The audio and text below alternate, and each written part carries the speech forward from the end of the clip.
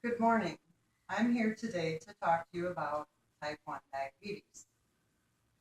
The first thing I'd like you to remember is this: eating sugar does not give you diabetes. While I'm not a doctor, a nurse, or even work in the medical field, I feel that I know enough about this particular disease to speak somewhat intelligently about it. My oldest son has type 1 diabetes and lives and deals with it every day. First, I'd like to explain to you what it is. Insulin is a hormone which enters the body to get energy from food. Diabetes is a condition where the pancreas produces little or no insulin in type 1 diabetics. The body's immune system destroys the cells in the pancreas which produce insulin. The term diabetes was derived from the shortened Greek version of the term diabetes mellitus.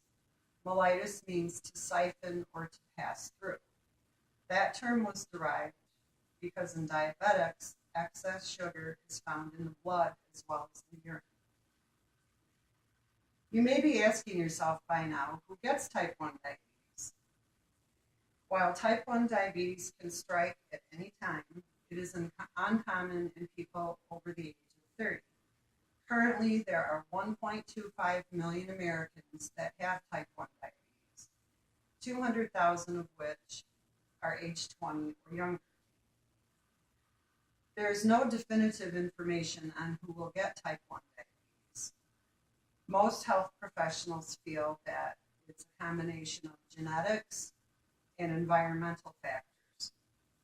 My son's theory as to why he has type 1 diabetes is he feels that because he's traveled all over the world as a child and was diagnosed with it when he was 12, that he was exposed to many different environments and viruses.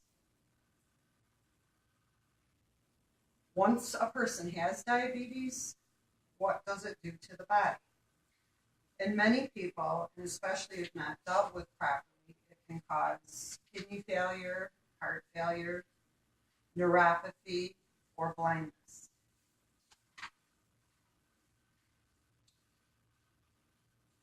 Too much insulin is not necessarily a good thing. Giving yourself too much insulin can cause low blood sugar, which can make the person pass out, and in some cases can even cause death. Let's talk about what a day in the life of a diabetic is like. The key to it is test, test, test. This is the first step to managing blood sugar levels. Test in the morning, test at lunch, test at dinner, test anytime the person feels like they need to. Administer the proper amount of insulin. There's a formula given for the two different types of insulin. It's based on age, weight, how much the person eats, that type of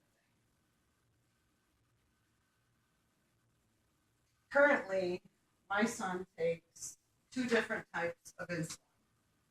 One is a Humalog pen that he can do at any time he feels he needs it prior to eating, after testing, to correct his blood sugar. The other insulin pen is called Lantus. This insulin is a long-acting insulin. Typically, type 1 diabetics take it either in the evening and it lasts 24 hours, or in the morning and it lasts 24 hours. It just depends on their lifestyle. This is a testing kit. This is what is used to test the blood sugar.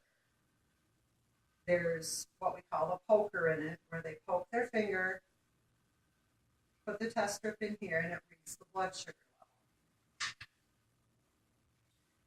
When a diabetic isn't taking care of themselves, how do they feel? Well, who better to interview for this particular subject than my son? This is what he had to say. When I don't take care of myself, I feel like crap. I'm overly tired, my head aches, and my stomach aches.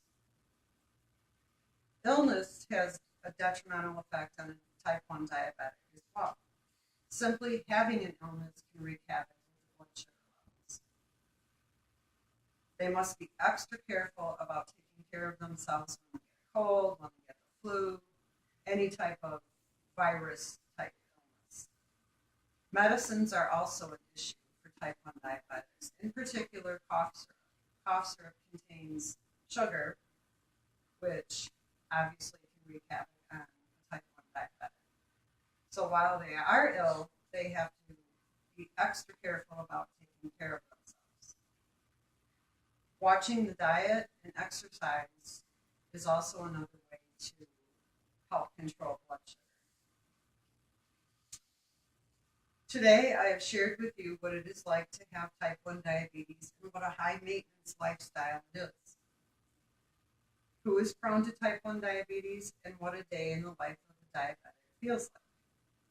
While it is a high maintenance lifestyle, it is fully and completely manageable with the correct tools and resources. If you find yourself in a public setting and you see a person, say you're in a restaurant, and you see a person at the next table test themselves or lift up their shirt to do an injection of insulin, please don't stare. And remember this, eating sugar does not give you type 1 diabetes.